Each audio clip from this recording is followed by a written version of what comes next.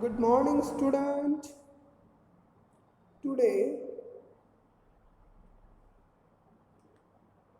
last period I discussed some point about this previous clip, collection of data, types of data, primary and secondary data, difference between and collection data method of the primary.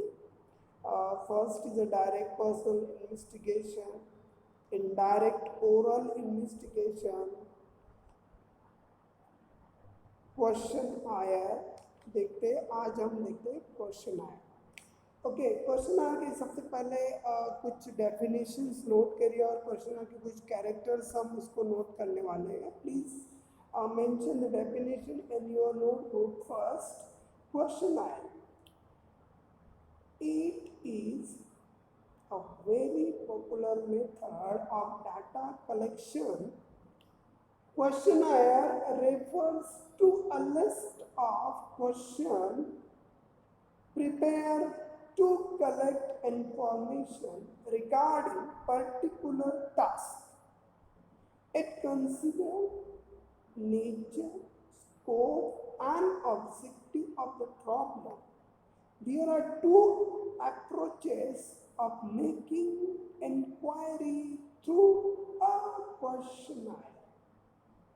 First is the sending questionnaire by post and questionnaire sent through emanator. Okay, तो definition समझ में आई? क्या है? A list of question prepared to collect information regarding particular task. मैंने आपको task दिया कि जाओ भाई अपने एरिया में कितने अनएम्प्लॉयमेंट लोग हैं उसको फाइंड आउट करके लाओ। तो मैंने आपको अनएम्प्लॉयमेंट ढूंढने का क्या दिया है? टास्क दिया है। वो टास्क को पूरा करने के लिए खासकर क्वेश्चनर बनाने पड़ती कि आपको किस बात की ज़रूरत है, क्या है, वो सारे पर्सनल क्वेश्चन उसको पूछ के आप उसको आगे बढ़ा सकते हैं। तो एक अच्छी क्वेश्चनर कैसे होती है भाई? क्या होता है अच्छी क्वेश्चनर में? कौन सी चीज़ें होनी चाहिए? जो कैरेक्टरिस्टिक्स है देखते हैं। First, it should have limited number of question. नहीं तो आप पूछोगे यार 200 क्वेश्चन लेके गए तो क्या होगा? सामने वाला तुम्हें आंसर देने के लिए थोड़ी खाली बैठा है, वो तो कहीं ना कहीं काम कर रहा होगा ना। तो आप वहाँ पे 200-300 आंसर नहीं ले जा सकते हो। आपको limited, selective and informative question को ही उनको पूछना है। नहीं तो आप उनके दोस्ती के बारे में, फ्रेंडशिप के बारे में, इन सब चीज़ों के बारे में बार बार पूछोगे तो वो तो आपको आंसरेबल नहीं है, तो वो आपको आंसर नहीं दे पाएगा। आप उसको किसी भी पर्सनल चीज़ों पे टच ना करें, आपको एक जनरली इंफॉर्मेटिव बन के आपको उसके पास जाना पड़ेगा, तब वो आपको इंफॉर्मेशन देने के लिए तैयार होगा। तो क्वेश्चन कितने होने चाहिए? Should be limited number of question. Next, it should be asked in simple and easy language. Question easy पूछनी चाहिए। मैं तो आपको बोलोगे आप क्या भारत की जो ग्रोथ रेट 2.5 से 7.5 से 2% हुई है, क्या आप उनके बारे में कुछ जानकारी दे सकते हैं? अगर वह इंसान अनपढ़ है और उसने कुछ पढ़ा नहीं और अपने उसको ऐसा क्वेश्चन करा तो वो तो तुम्हें भगा देगा। या तो तुम कहोगे कि यार तुमने शादी क्यों की, कितना हुआ, क्या हुआ, ऐसे क्वेश्चन पूछोगे तो वो तो तुम्हें रुकेगा ही नहीं। तो क्वेश्चन कैसे होने चाहिए? Should be simple, easy. जैसे आपने पूछा कि भाई आप क्या काम करते हैं, तो वो आराम से बताएगा सर मैं ये काम करता हूँ, कुछ इनकम मिलता है? तो वो बोलेगा हाँ सर इतना इनकम मिलता है। तो क्या इनकम में कुछ खर्च कर पाते हो? हाँ, नहीं कर पाते हो, कर पाते हो। इस तरीके के आंसर पूछने चाहिए जो बहुत ही सिंपल, इंफॉर्मेटिव होने चाहिए और इनोवेटिव भी होने चाहिए। तीसरा, the question should be proper order. जो क्वेश्चन मुझे पूछना है वो प्रॉपरली ऑर्डर होगा। नहीं तो मैंने डायरेक्ट आपके पास गया और आपको मैंने पूछा कि क्या आप खाना खाते हो, तो बोलेगा हाँ ऑब्वियसली खाता हूँ।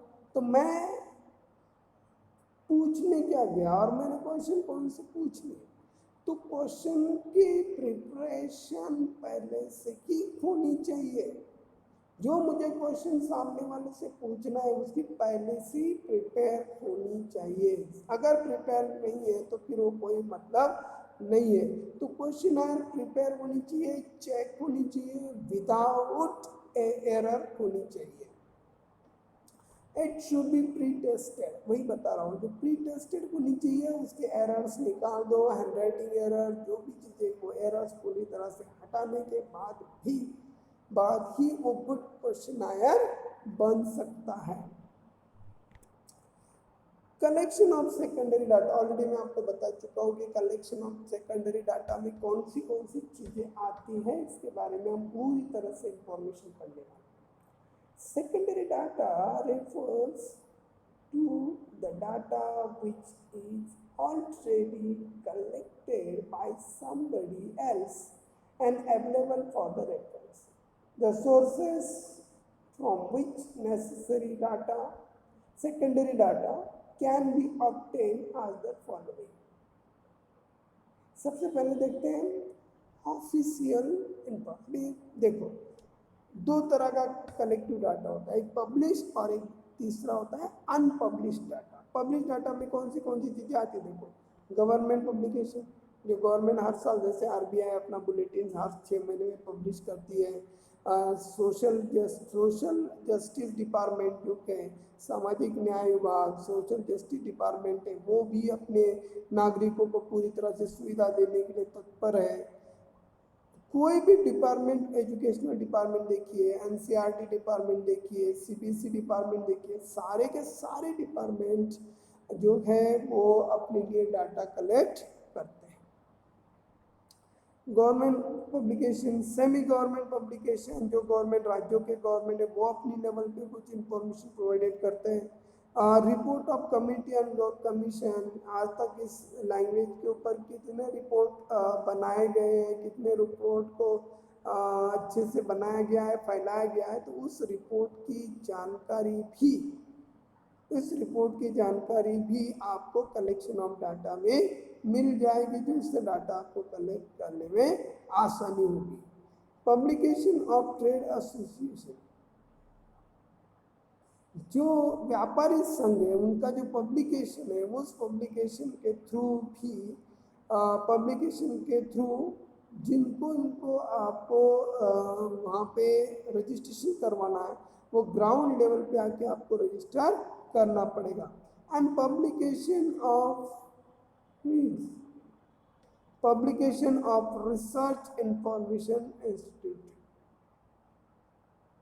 पब्लिकेशन, अब पब्लिकेशन में क्या होता है, जो रिसर्च इंस्टीट्यूशन जैसे विद्यापीठ, यूनिवर्सिटी क्या करती है, हर साल बच्चों के पीएचडी के वर्क लेती है और उसका प्रेजेंटेशन करती है, उसको बताती है।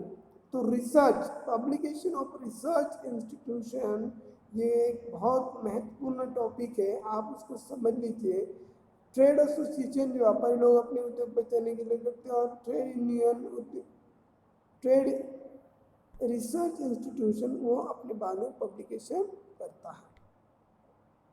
कलेक्शन ऑफ सेकेंडरी डाटा, उसका दूसरा मेथड है non publish data collected for their official use which is not meant by public. जैसे आपकी पर्सनल डायरी है, पर्सनल डायरी क्या है, ये आपका कोई भी, मतलब जो डाटा है वो पब्लिश नहीं हुआ है, पर्सनल डायरी पब्लिश नहीं होती, पर उसमें जो आपने डाटा कलेक्ट करके रखा है, या कहीं बायोग्राफी किसी ने लिखी है, या कोई और इंफॉर्मेटिव उसने दिया है, तो वो आता है non publish sources of data में। जो data collected by government for their official use not mean the publish. और कुछ डाटा होता है जो गवर्नमेंट खुद के लिए कलेक्ट करती है, लेकिन वो जनता में सार्वजनिक नहीं करती है। फॉर एग्जांपल, सिक्योरिटी के आधार पर, अगर अपने देश में कितनी बॉर्डर्स की क्या लेंथ है, और उस बॉर्डर में कितने लोगों ने हमला किया है, उस बॉर्डर का भी हुआ है, उस बारे में पूरी जानकारी बहुत ही सीक्रेट रखनी पड़ती है। वो डाटा जरूर कलेक्ट किया जाता है, लेकिन वो पब्लिश नहीं किया जाता। तो उस डाटा को हम कहते हैं collection of secondary data. Two important sources of secondary data: कहाँ से डाटा कलेक्ट, कौन करता है भाई डाटा कलेक्ट? दो लोग करते हैं। एक तो सेंसस ऑफ इंडिया जो हर 5 साल के बाद, सॉरी हर 10 साल के बाद सेंसस होती है। Every 10 years by the Registrar General Census of Commission India, it covers all aspects of population parameters such as demographic distribution, birth rate, death rate. जो कलेक्शन ऑफ डाटा रहता है उसका बाद में बाइफर्केशन होने के बाद डेथ रेट और बर्थ रेट इन दोनों की कंपैरेटिव स्टडी की जाती है। दूसरा दो तरह से, एक है नासो NSO, इसमें 100% एग्जाम में क्वेश्चन आता है। NSSO फुल फॉर्म बताइए? National sample survey organisation. National sample survey organisation, ये है उनका पूरा विवरण। NSSO is a government organization, एक गवर्नमेंट ऑर्गेनाइजेशन है operating under the supervision the ministry of statistics and programme implementation. जितने भी प्रोग्राम बनेंगे देश में, वो सारे के सारे प्रोग्राम जो बनेंगे वो प्रोग्राम किस आधार पर बने? NSSO इंफॉर्मेशन के आधार पर। हाल ही में प्रधानमंत्री ने गरीब कल्याण योजना लाई। गरीब कल्याण योजना 80 करोड़ जो नंबर मिला है वो भी NSS की तरफ से ही मिला है। कितने लेबर्स वर्कर है, कितने लोग अनलेबर है, क्या कंडीशन है, इन सभी कंडीशंस के बारे में नासो हर साल अपना रिपोर्ट पब्लिश करती है। Sample survey, workforce, collection, unemployment वगैरह सभी चीज़ें उसमें इंक्लूड होती है। यूनिवर्स ऑफ द पब्लिकेशन, मुझे बताओ यूनिवर्स ऑफ पब्लिकेशन क्या होता है? यूनिवर्स ऑफ पब्लिकेशन क्या होता है, कोई बता सकता है? It refers to the aggregate of all item in studies of an investigation. For example, IQ level I3 is a check for class 10 student, any 10 student of class 11 consisting of the 60 student। तो मेरे पास 60 student हैं और 60 student से मैं उसके लिए choice कर रहा हूँ एनी 10 स्टूडेंट। तो then the total number of 6 student in the class refer the population of the state. क्या होता है कि मैंने आपको बोला कि भाई आपके क्लास के बारे में इंफॉर्मेशन बताइए, SC कितने, ST कितने, OBC कितने हैं। अगर आप कैटेगरीज कर रहे हो तो मैंने आपको बोला कि ये हमारे क्लास में 48 बच्चे। जब मैं टोटल नंबर किसी के बारे में बताता हूँ तो वो आता है यूनिवर्स। टोटल नंबर बताना है मतलब यूनिवर्स। जैसे दिल्ली में, दिल्ली का पॉपुलेशन है और दिल्ली का पॉपुलेशन हाई लेवल पे 2 से 3 करोड़ है। तो मैंने आपको बोला कि 2 से 3 करोड़ पे पूरा तो जांच नहीं कर सकते, तो मैंने क्या कर दिया है, 2000 जितने भी पॉपुलेशन है वो सारा का सारा एरिया मैंने यूनिवर्स के नाम से माना गया है, क्योंकि उसमें टोटल नंबर आता है। जो रिसर्च के लिए जाता है उसमें रैंडमली अनरैंडमली कुछ नंबर सिलेक्ट करके उसके ऊपर समन्याय मतलब सोशल जस्टिस के ऊपर, सोशल जस्टिस के मान के उनका इलाज किया जाता है। तो okay, sample it is subset of the population universe. जो हमने पॉपुलेशन की डेफिनेशन देखी कि जितने पॉपुलेशन है बढ़ता है, मतलब जितने पॉपुलेशन के आधार पर जो डिवाइडेशन किया उसको आपने अच्छे से पढ़ा है कि जो इंफॉर्मेटिव है उस इंफॉर्मेटिव को पहले में क्या करना पड़ता है। मान लो कि यूनिवर्स 60 बच्चे, तो 60 बच्चों को पढ़ाई करना पॉसिबल नहीं है, तो हमने उसमें से 10 स्टूडेंट निकाले। तो 10 स्टूडेंट क्या है, 60 universe and 10 student sample. Okay, 60 universe 10 sample। क्योंकि total intact capacity of your class is 60, so that is a universe, and only I selected in 10 students study of this something, some particular part.